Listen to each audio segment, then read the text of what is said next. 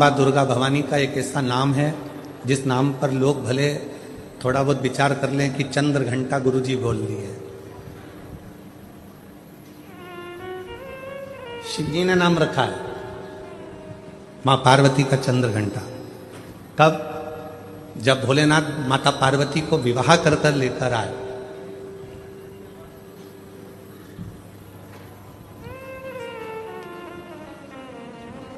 चारों तरफ तारकासुर के आतंक फैला हुआ था।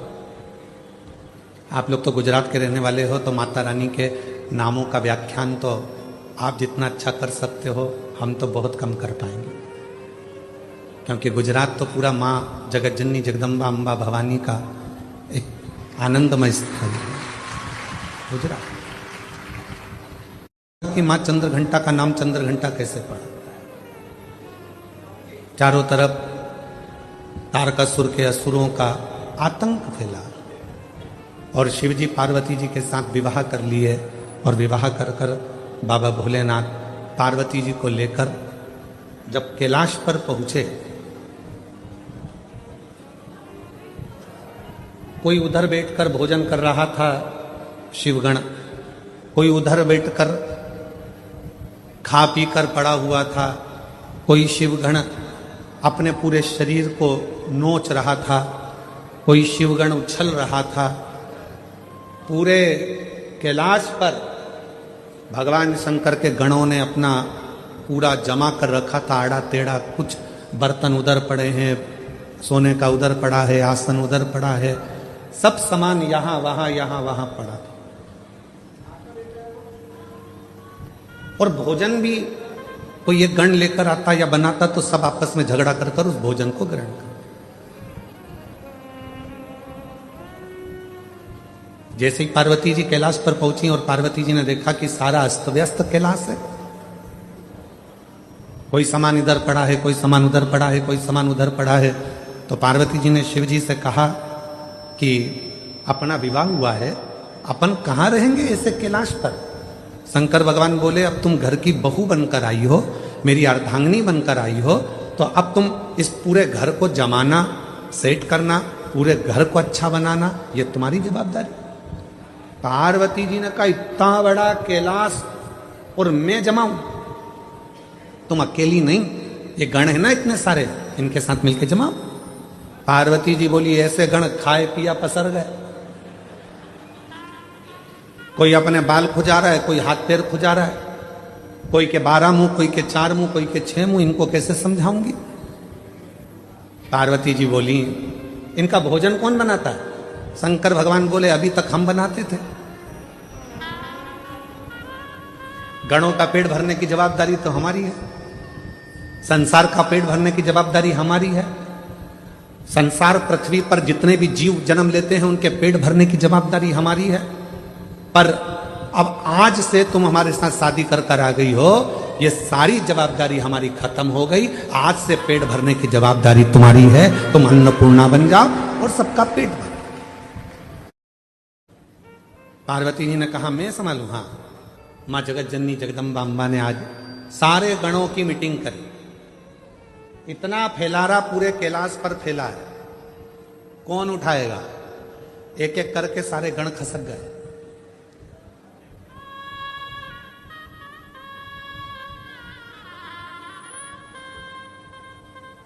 कौन उठाएगा?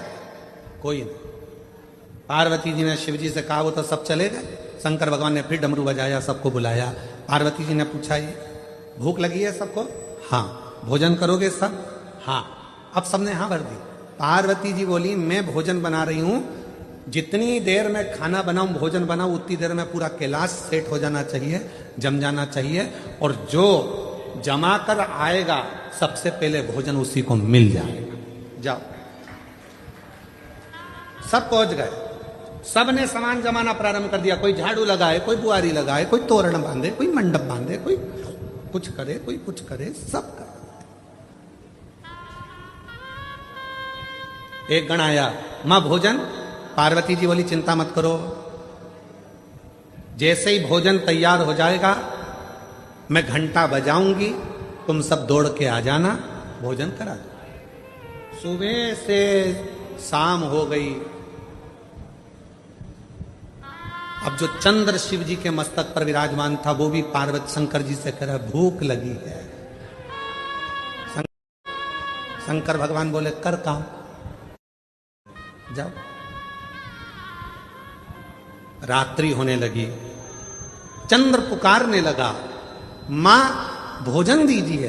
अब तो पूरा घर जम चुका है। तब पार्वती जी ने देखा कि पूरा कैलाश जम चुका था। तब पार्वती जी ने चंद्र की साक्षी में चंद्र को शिव जी से अपने मस्तक पर रखकर घंटे का नाद करा। शिव जी ने मां पार्वती का नाम चंद्र घंटा रख दिया। उसी पल, उसी घड़ी, उसी क्षण शिव ने कहा पार्वती आज तुमने पूरे कैलाश को सेट कर कर जमा कर उनका भरण पोषण किया है। जो तुम्हारे नाम का उच्चारण करेगा वो कितना भी बिखरा हुआ क्यों ना हो, हृदय से टूटा हुआ क्यों ना हो, उसकी दुकान, उसका व्यापार चाहे कितना भी बिखर गया हो, अगर प्रतिदिन एक दुर्वा वो चंद्र घंटा के नाम से अगर मुझे समर्पित करेगा तो उसका घर, परिवार, व्यापार मैं खुद सेट करते चले जाऊंगा, जमाते चले जाऊंगा। तो ये नाम कोई साधारण नाम नहीं है, चंद्र घंटा का नाम केवल घट स्थापना के लिए नहीं होती है। ये नवरात्रि हमारे भीतर एक नारी के सम्मान के लिए प्रकट होती है कि नारी का सम्मान कैसे होना चाहिए, एक नारी का आदर क्या होता है, एक नारी का सम्मान क्या होता है, एक नारी के विचार, उसकी सोच, उसकी दृष्टि क्या होती है।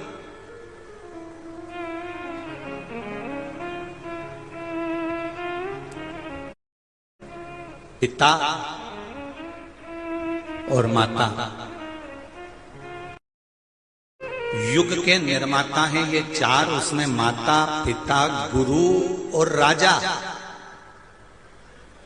जो क्षेत्र का राजा होता है, नगर का राजा होता है, वो भी युग का निर्माता होता है कि वो अपने राज्य को धारण कर कर किस तरह से व्यवहार कर। जब तुमको लगे कि मेरी जिंदगी बड़ी कष्ट में चल रही है, बहुत दुख का जीवन चल रहा है, बहुत तकलीफ चल रही है, बहुत तकलीफ,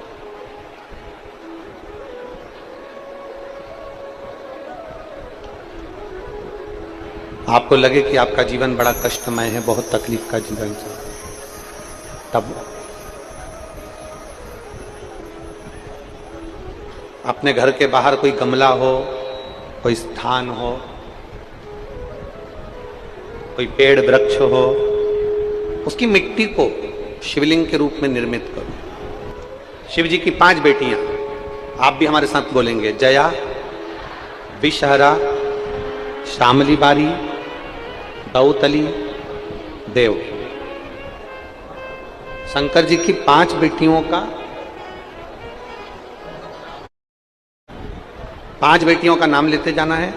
वृक्ष के नीचे या किसी गमले की मिट्टी को, यदि कहीं पार्थिव शिवलिंग का निर्माण अगर आप कर रहे हैं तो घर में भी पार्थिव लिंग बनाकर या पेड़ के नीचे या गमले में शिवलिंग बनाकर 5 बेलपत्र शिव जी की 5 लड़कियों का नाम लेकर वापिस बोलेंगे जितने लोग सब बैठे हैं, जया, विषहरा, श्यामली बारी, दौतली, देव। शंकर जी की 5 लड़कियों का नाम लेकर एक एक बेलपत्र शिव जी को समर्पित करना। और शंकर भगवान को समर्पित करने के बाद दोनों हाथ में 2 लोटा जल लेना। जैसे कावड़ का जल चढ़ता है ना, दोनों हाथ में पात्र लेकर एक साथ धार लगाता, बस वैसा ही। आपको लग रहा है कि मेरी जिंदगी बहुत कष्ट में चल रही है, पूरा पूरा दुख भगवान ने मेरे ऊपर ही दे दिया, बहुत पूरी जिंदगी का पूरा कष्ट मुझे दे दिया, पूरा। तो आपको लगे कि मेरी जिंदगी बड़ी दुखमय है, बड़ी कष्ट में, बहुत तकलीफ चल रही है, किसी वृक्ष के नीचे, किसी गमले में या अपने घर में पार्थिव लिंग का निर्माण, पार्थिव और पार्थिव लिंग का निर्माण कर 5 बेलपत्र शंकर भगवान पर उनकी 5 लड़कियों का नाम लेकर समर्पित करो। जया, विषहरा, श्यामली बारी, दौतली, देव। 5 बेटियों का नाम लेकर 5 बेलपत्र समर्पित कर हाथ में 2 लोटा जल लेकर शिव जी पर एक साथ धीरे धीरे धार लगाइए और एक घी का दीपक लगाकर प्रार्थना कर पांचों बेलपत्र उठाकर अपने घर में लेकर आ जाइए। 2.5 महीने, ज्यादा से ज्यादा हम बोल रहे हैं 2.5 महीने, पर विश्वास करता है कि 15 दिन में वो दुख मिटेगा ही, वो तकलीफ कटेगी, वो कष्ट मिटेगा 15। केवल शिव की आराधना करना। एक दिया जो आप भगवान को लगा रहे हो, उस दिए को अगर सवेरे भी आपने उसमें दिया लगाया, शाम को भी दिया लगाया, रात को उसको धोकर या मांझ कर रख दिया, या सवेरे उसको धोकर मांझ कर फिर वापिस दिया लगाया, वही एक दीप तुम्हारे घर में रोज रोज रोज रोज प्रतिदिन अगर वो दीपक तुम्हारे भगवान के सामने जल रहा है। अब तुमने चाहे हनुमान चालीसा का पाठ करा हो, चाहे तुमने राम रक्षा स्तोत्र का पाठ करा हो, चाहे तुमने गिरिराज चालीसा करी हो, चाहे तुमने सर्वोत्तम जी का पाठ करा हो, चाहे तुमने शिव चालीसा करी हो, चाहे तुमने श्री शिवाय नमस्तुभ्यम बोला हो, चाहे गीता जी का पाठ करा हो, वो दिया जो तुमने भगवान के सामने रखा, उसमें बाती लगी है, जल रहा है, उसके सामने बैठकर आप सारी पाठ उसकी साक्षी में करते हो, तो वो दीपक भी सिद्ध हो जाता है। इसलिए हमने पहले भी कथा में कहा, जब घर का कोई व्यक्ति, उसका निमोनिया, उसका बुखार, उसका शरीर का ताप जब उतरता ही नहीं है, तब जिस दीपक को तुमने रोज लगाकर आरती पूजन करी है, उस दीपक को पानी में डाल दिया जाता है, पानी में से निकाल दिया जाता है। उसी पानी को उसके शरीर पर दिन में कम से कम 3 से 4 बार उस पानी से पोंछा जाता है, तो धीरे धीरे वो ताप, वो बुखार उतरना प्रारंभ हो जाता है, निमोनिया ठीक होना प्रारंभ। डॉक्टर को भी दिखाओ, क्योंकि हम डॉक्टर को शंकर का एक रूप मानते हैं। शिव महापुराण में जब मां पार्वती जी दुर्बल हो गई, जब माता पार्वती जी बेलपत्र का सेवन करते करते माता पार्वती का शरीर दुर्बल हो गया, शरीर काला सा पड़ गया, तब स्वयं शंकर भगवान वेद बनकर आए थे, डॉक्टर बनकर आए थे। इसलिए इस स्वयं शंकर भगवान वेद बनकर आए थे, डॉक्टर बनकर आए थे। इसलिए इस भूमंडल पर, पृथ्वी पर जितने भी हॉस्पिटल हैं, जितने डॉक्टर हैं, उन हॉस्पिटल में जो डॉक्टर सेवा देते हैं, दुनिया के लोग उन पर विश्वास कर कर उनके पास जाते हैं, और विश्वास का नाम ही शिव है। रामचरितमानस में तुलसी बाबा ने कहा, शंकर विश्वास रूपिणो। इसलिए दुनिया में जितने भी डॉक्टर की कुर्सी पर बैठे हैं, जो इलाज कर रहे हैं, जो वेद हैं, जो डॉक्टर बनकर विराजमान हैं, शिव पुराण उनको डॉक्टर नहीं, उनको शिव कहती है। इसलिए डॉक्टर के पास जाते से हमारा आधा दुख तो वैसे ही समाप्त हो जाता। डॉक्टर के जांच कराओ, डॉक्टर के ये रिपोर्ट लाओ, वैसी रिपोर्ट लाओ, पर इलाज डॉक्टर के अनुकूल। और साथ में जो दीपक तुमने लगाया है, रोज रोज उसी दीपक को जला रहे हो, तो दीपक सिद्ध होगा। दीप, बोलो क्या क्या चीज है? दीप, आसन और पात्र, जल का पात्र, ये 3 सिद्ध होते चले जाते, इनकी सिद्धता बढ़ जाती। चलो, अब ये बात तो तुमने आज सुनी, पुरानी कथा निकालो।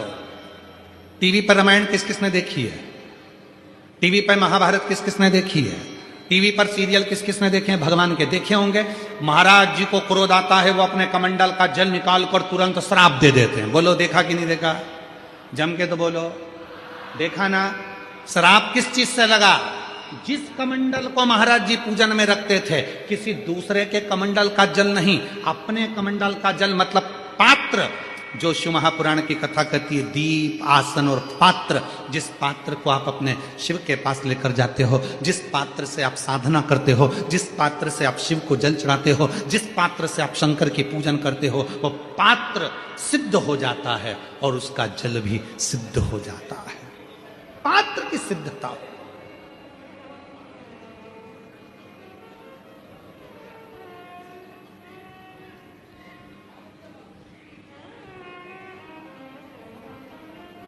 कहा, सावित्री,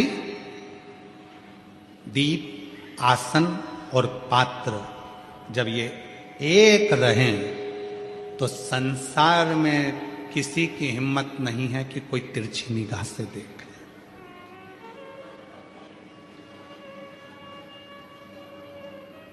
एक लाइन हम सब बोलते आए हैं पहले से अभी तक। आप लोगों को उस लाइन का मतलब मालूम है कि नहीं मालूम, कि ये लाइन कब बनी, इस लाइन का निर्माण कब हुआ? अकाल मृत्यु वो मरे जो काम करे चंडाल का, और काल उसका क्या बिगाड़े जो भक्त हो। कोई तुमसे पूछे कि इस लाइन का निर्माण कब हुआ, बोलने वाले ने इस लाइन को कब बनाया था, तो कह देना महाभारत के वन पर्व में जो सावित्री की कथा आती है, और सावित्री ने जो यमराज से अपने पति के प्राण वापिस लेकर आई थी, वो शिव की कृपा से लाई थी। इसलिए अकाल मृत्यु वो मरे जो काम करे चंडाल का, और काल उसका क्या बिगाड़े जो भक्त हो मां। ये संवाद तब बना। एक ऐसा पुष्प है, अगर हम गेंदे का फूल तोड़ते हैं, अगर हम धतूरा तोड़ते हैं, हम कोई पत्ती तोड़ते हैं तो वृक्ष से तोड़कर फिर चढ़ाते हैं। पर महादेव को केवल एक पुष्प ऐसा है, पारिजात का हार श्रृंगार का पुष्प केवल ऐसा है जिस पुष्प को तोड़कर नहीं चढ़ाया जाता, पृथ्वी पर गिर जाता है, जमीन पर गिरता है और जमीन पे से उठाकर महादेव को समर्पित किया जाता है। वो पारिजात का पुष्प केवल एक पुष्प। अब लोग कहें कि गुरुजी ये पारिजात का फूल जमीन पर गिरता है, फिर उसको उठाकर भगवान को चढ़ाया जाता है, तो वो तो जमीन पर गिर गया, शुद्ध हो गया, बेकार हो गया है। लोग कहेंगे कि कीचड़ का है, धूल का है, मिट्टी का है। शिव महापुराण की कथा कहती है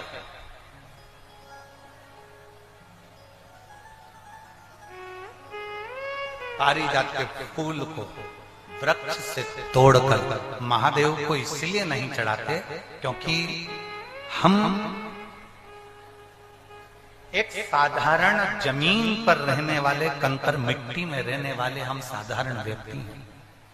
और जब मिट्टी में गिरे हुए उस पुष्प को जब हम उठाकर भगवान देवाधिदेव महादेव को समर्पित करते हैं, तो हम महादेव से ये कहते हैं, बाबा जैसे ये पारिजात का फूल मिट्टी में गिरा है, धूल में गिरा है और हमने आपको समर्पित करा है, बाबा ऐसे ही संसार सागर में हम गिरे हुए हैं, हमको भी स्वीकार करना और अपना हमें भी स्वीकार।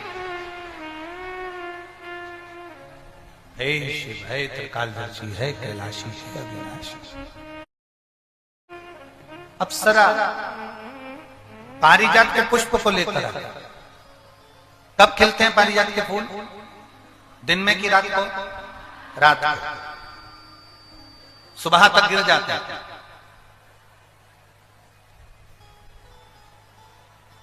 ज्यादातर पुष्प उसी समय पर आता है।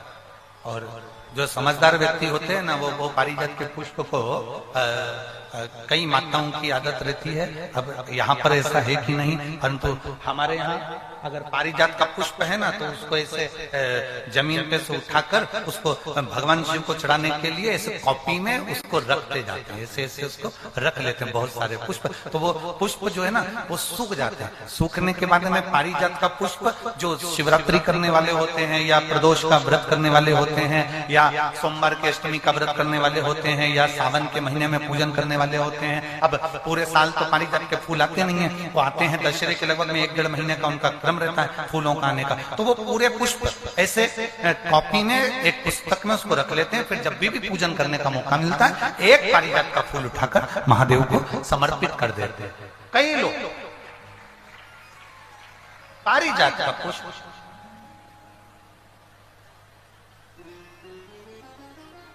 ये वही पुष्प है जो दुर्वासा जी ने भगवान राम जी से बुलवाया था अयोध्या में। शंकर जी की पूजन के लिए दुर्वासा बाबा बुलवाए थे। ये वो पारिजात का पुष्प। ब्रह्मा जी के चरित्र को जब हम सुनते हैं तो आप लोगों के हृदय में शिव महापुराण का एक संवाद आता है कि भगवान ब्रह्मा जी कह रहे थे कि ये सृष्टि का रचना करता मैं हूं, संहार करता मैं हूं, संभालने वाला मैं हूं, बनाने वाला मैं हूं, संपूर्ण कार्य करने वाला मैं हूं। नहीं, जिस दिन व्यक्ति के हृदय में यह आ जाता है कि मैंने किया, मैं कर रहा हूं, मैं करा रहा हूं, उस दिन समझ लेना कि उसका करा धरा सब पानी फिर गए, उसका सब करा धरा पानी फिर गए। कई माताएं कह देती हैं वो तो मैं जिंदा हूं तो घर चल रहा है, जिस दिन मैं मर गई आटे दाल का भाव मालूम पड़ जाएगा। बहुओं तुम्हारी हालत ढीली हो जाएगी जिस दिन मैं मर गई। तो बहुओं भी अंदर से सोचती मर जा, क्या होगा? जिस दिन मैं मर गई तो उस दिन आटे दाल का भाव मालूम पड़ जाएगा। मर गए तो क्या होगा? बस इतना होगा, कभी घी घना तो कभी मुट्ठी चना। आज भी घर चल रहा है, कर भी चलेगा। तुम हो तो भी चल रहा है, नहीं होगे तो भी चलेगा। वो तो कोई अंतर तो आना।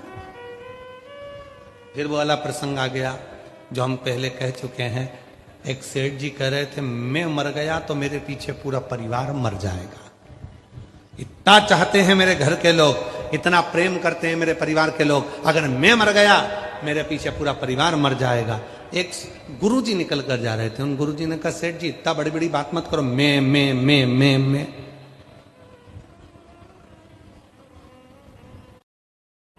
हम भी देखें तुम्हारा परिवार का कितना लोग तुम्हारे साथ मर रहा है, लो मरो, अब भी कि अब भी मरो। सेठ जी कहने लगे, ऐसे कोई मरता है क्या? गुरुजी बोले, तुम तो वैसे ऐसे चक्कर खा के पानी पीते पीते लुढ़क जाओ, मैं सबसे कह दूंगा मर गए, हमें देखना है कौन कितना मरता है। अरे गुरुजी, मेरी पत्नी इतनी चाहती है, अब भी की अब भी मर जाएगी। मेरा बेटा सारा काम छोड़कर प्राण छोड़ देगा मेरे पीछे, मेरा पोता रो रो के मर जाएगा। इतने में गुरुजी बोले, मुझे वही लीला देखना है, तुम मर तो गिर, चक्कर खा के गिर। उसने कहा, मैं नहीं गिरता। नहीं, मुझे तो देखना है, गिर जल्दी से, और अगर मेरे परिवार को कुछ हो गया तो उसकी गारंटी मेरी, चल लुढ़क। और पानी पीते पीते सेठ जी नीचे गिर गए चक्कर खा के। गुरुजी ने कहा, उठना मत ही जब तक मैं नहीं बोली। डॉक्टर को बुलाया गया, डॉक्टर साहब से किलवा दिया, डॉक्टर साहब बोल दो तुम भी यहीं बैठ जाओ कि ये तो मर गया। डॉक्टर ने कह दिया मर गए। इतने में जैसे ही सुना मर गए, पत्नी धाड़ धाड़ के रोने लगी, अरे स्वामी तुम चले गए, मुझसे कहा तक नहीं, प्रभु तुम चले गए, मैं कैसे जीऊंगी। खूब रो रही थी। गुरुजी बोले, क्या हो गया बेटा, मेरा स्वामी चले गया। गुरुजी ने अपनी जेब में से एक छोटी सी पुड़िया निकाली, पुड़िया निकाल कर कहा, मेरे पास ऐसी दवाई है, तू खाएगी तू मर जाएगी, पति जिंदा हो जाएगा, पति जिंदा हो जाएगा, ले तू खा ले। पत्नी रोते रोते बोली, अब तो इनकी उम्र हो गई थी। पति मन में सोच रहा है, कल बोल रही थी कि तुम जवान दिखते हो और अभी बोल रही उम्र हो गई थी। पति उठने ही वाला था, इतने में गुरुजी ने चिमटा खोल दिया, पड़े रहे चुपचाप, उठ मत जाना। बेटा आ गया, बेटा रो रहा था। पिताजी ने पूछा, तू क्यों रो रहा? मेरे पिताजी चले गए, किससे कितना लेना था ये भी नहीं बताया। बाप चले गया उसका गम नहीं है, किससे कितना लेना था ये भी नहीं बताया। इतने में गुरुजी ने बोला, ये बूटी तू खा ले, तू खाएगा तू मर जाएगा, तेरा पिताजी जिंदा हो जाएगा। इतने में बेटा रोते रोते बोले, पिताजी कह रहे थे अब तो सारा काम तुझे ही संभालना है, पिताजी को शांति से जाने दो। पिताजी, बाप सोचने लगा, बताओ ये काय की औलाद है। छोटा सा पोता रो रहा था, बच्चा, तू क्यों रो रहा है? मेरे दादाजी चले गए, अब मुझे कुरकुरा कौन दिलाएगा, बिस्कुट बिस्कुट कौन खिलाए? पुड़िया निकाल कर गुरुजी ने कहा, ले तू खा ले, तू खाएगा तेरा दादा जिंदा हो जाएगा, तू मर जाएगा। इतने में पोता गुरुजी के कंधे में हाथ डालकर बोला, तुम क्यों नहीं खा लेते?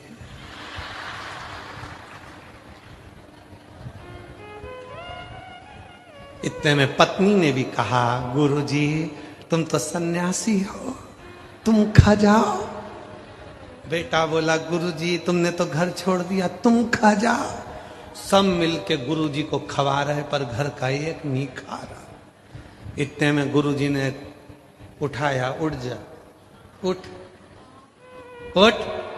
क्या कहता था? मेरा परिवार मेरा परिवार मेरा परिवार। इतने में सेठ जी उठ के बोले, काय का परिवार? एक भी चेक पे सिग्नेचर नहीं करूंगा, एक भी चेक पे, काय का परिवार?